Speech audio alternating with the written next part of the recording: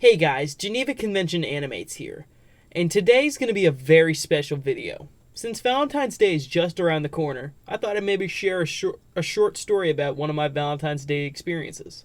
And no, I didn't ask a girl out and get rejected, unlike the subject of this video. It was my freshman year of high school and the day had just begun. As you already knew, it was Valentine's Day, and everybody was just as excited as the next guy. People would go up to their crushes and ask them out. Some succeeded, but some walked home empty-handed. While I'm treading through the tears of many, I spot a goon who lost all his hair on the top of his head. He was also wearing a full tux and carrying a bouquet of flowers. This man, ladies and gentlemen, would be known as Long Nate. Now, 3 things you should know about Long Nate is he doesn't shower, he loves Doki Doki Literature Club, and he's on the hunt for a boyfriend-free girl, just like Chris. This year marks his 3rd time trying, as his previous attempts over the years at asking a girl out on Valentine's Day always fell short.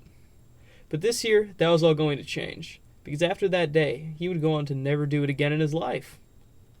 Now for more context about how bad this day was going to end up like. He's been stalking this girl for a couple weeks, maybe even months, and she was completely aware of his existence. So you can already tell it was going to be a disaster from the start. Now, I thought nothing of this attire, so I carried on with my day. By the time we got to lunch, I had completely forgotten about the Mongol that I bore witness to a couple of hours ago. But that would soon change as the phrase, "Will you go out with me?"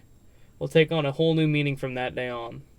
So I'm at lunch chatting with my droogs and minding my own business until out of nowhere, I see Long Nate bust down the doors in the same tuxedo I saw earlier.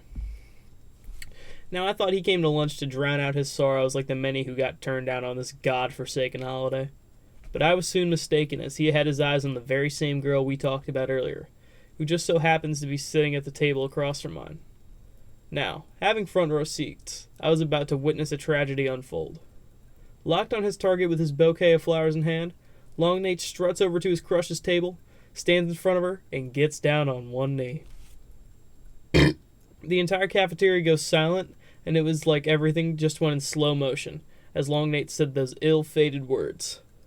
The next thing I knew, Long Nate was walking out of the cafeteria with his hands in his pockets, flowers nowhere to be seen, and the ceiling lights reflecting off his balding fucking head. Obviously, from what you can tell, this girl did not take his words kindly and rejected him. Now, after that fatal blunder, Long Nate never seemed to recover, as he is still single and losing very much hair to this day. I will never forget his defeated posture on the bus, as it will forever be ingrained in my mind for the rest of my life. Now that was the story of Long Nate. Hope you guys enjoyed this story and liked for more.